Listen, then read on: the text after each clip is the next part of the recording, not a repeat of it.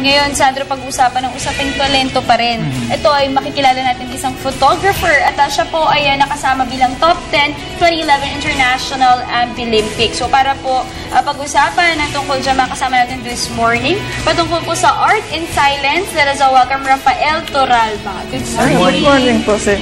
Yes. Siguro, to start off, pag-usapan po muna natin yung Ambilympics. You were part of this and not a lot of people are aware of what it is. So maybe you could explain it first to our viewers and to us also. Yung International Ambilympics po, it is an Olympics of abilities. O kaya po, it is a competition of work skills ng mga persons with disabilities. So yung International Ambilympics, it is held every 4 years in different countries as a host. So yung recent na Ambilympics was held in Korea last 2011. So I was able to participate dahil nanalo po ako sa National Ambilympics noong 2010. So yung proseso po, meron po, a year before International Ambilympics, meron mga National Ambilympics. To qualify po. Opo, kung sino yung mananalo, sila yung papasok sa international. Okay. So you were part of the top 10? Yes po. So siguro kwentuhan mo yung mga viewers natin, ano yung na-submit mo na picture or photograph kung paano ka nasama sa top 10? Okay. Ang matatandaan ko po is yung picture ko about I think it was 2 Germans. Nag-aayos siya na parang robotics. Then parang seryoso sila tapos may emotion. So I think yun yung papanalo sa akin sa top 10. Okay. Alright. Alam mo, Sandro, nakakatuwa si Rafael because napaka-inspiring ng kanyang ginagawa. Nagsiserve siyang inspiration sa lahat, most especially to all the PWDs at lalo na sa ating lahat kasi pinapakita niya yung talento at galing ng husay and in spite of his situation ay talagang nakasama pa siya sa top 10.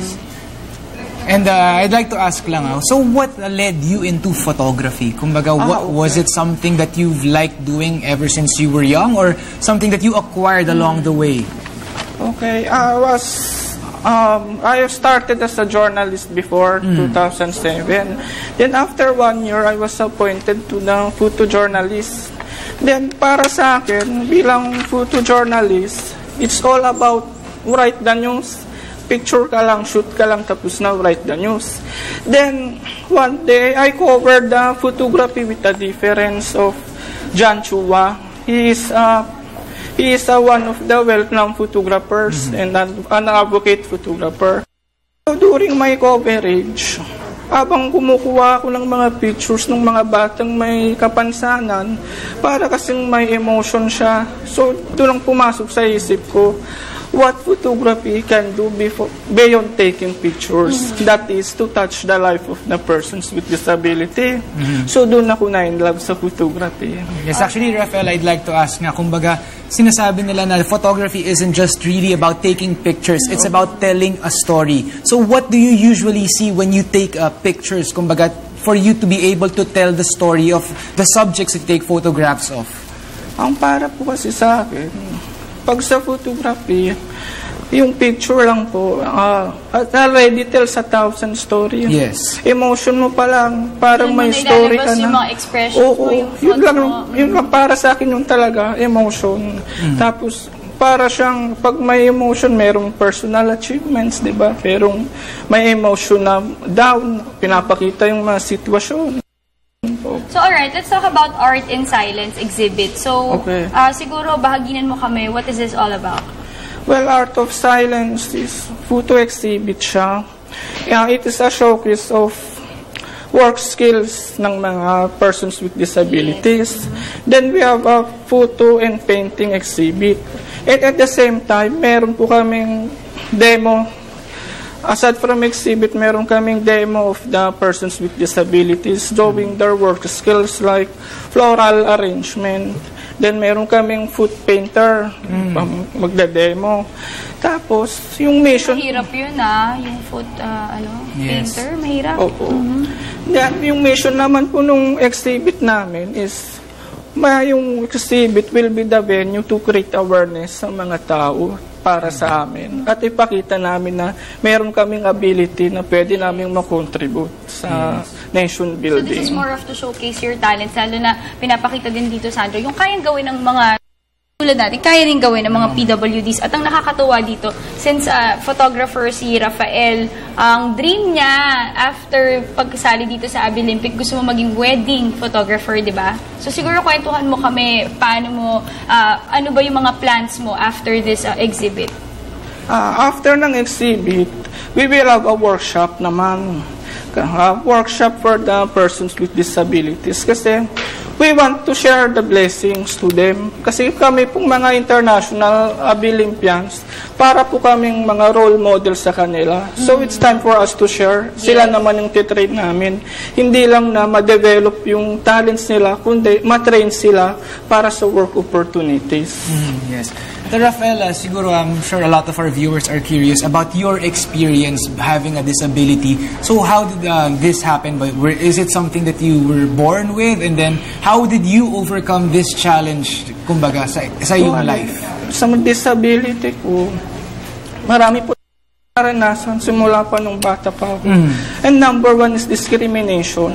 Yes.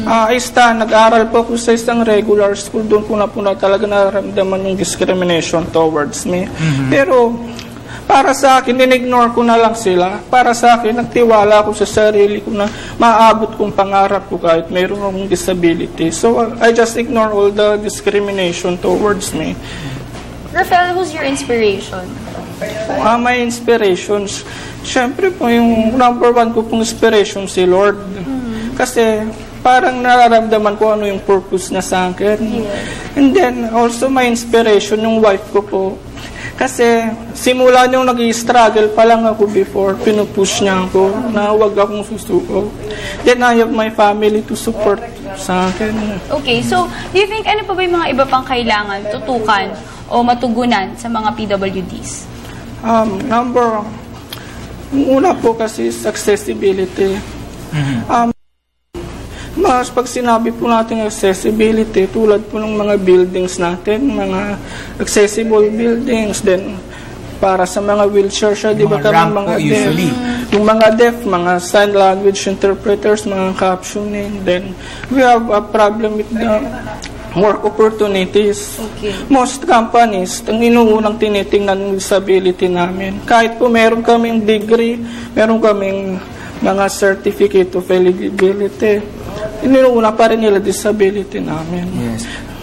Rafael, siguro you are serving as an inspiration to a lot, and I'm sure we have viewers now that see you as an idol, kumbaga, of how you overcame your disability as well. Maybe you have a message for them, like maybe you could reach out and inspire them as well to reach the success that you have reached. Okay. Para po sa mga kapwa kong taong may kapansanan, alam kong marami tayong pangarap sa buhay. Marami tayong pangarap na mag-successful. Alam natin na marami tayong pagdadaanan. Di ba? Ang advice ko lang is huwag po tayong susuko. Kahit ano mang pinagdaanan natin, just strive hard at maaabot po natin yan.